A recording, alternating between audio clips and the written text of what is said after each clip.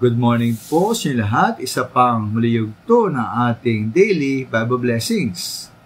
Pamagat po na ating aring umaga ay ang kagalingan ng katahimikan. Ang kagalingan ng katahimikan. Tayo po mga po sa isang taong mahusay magsalita, malaman ang sinasabi, at nakakumbinsi ang kanyang pagkapaliwanag. Ngunit po sa bilang mga minamahal, isang malang katangian, di na isang taong kahanga-hanga, ay ang pananahimik. Ano po tignan po ang katotohanan ukol dito?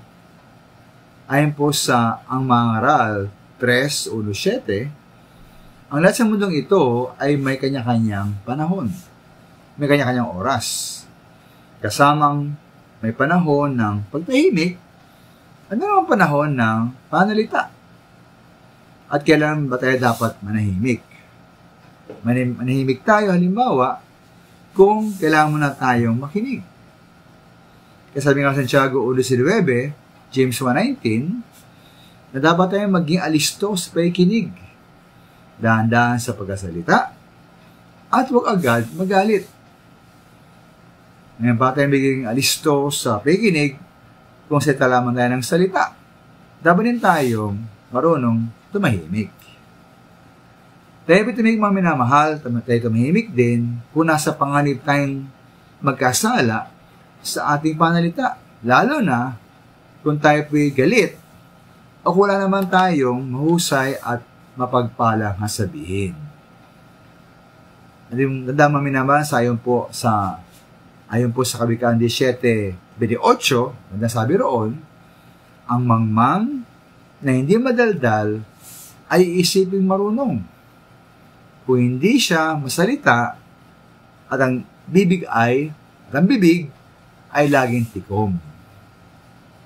Ngayon po, kung wala naman dapat tayong sabihin, tayo tumahimik na lamang. Ano pagkamalan pa tayong marunong at matalino? Kahit naman talaga hindi.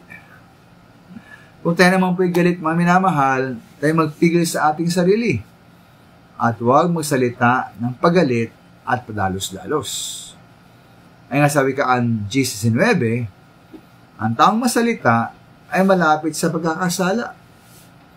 Sabi na naman mga kabilang banda, ay sa Kawikaan 21:23, ang pumipigil sa kanyang dila, ay umiiwas sa masama.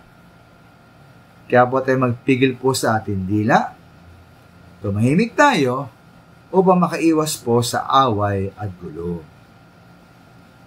Minamahal, tunay po na marunong ay marunong tumahimik at magpigil ng dila. Sabi kasi lamang minamahal, salita lamang siya kung talagang narapat magsalita. Maraming salamat po.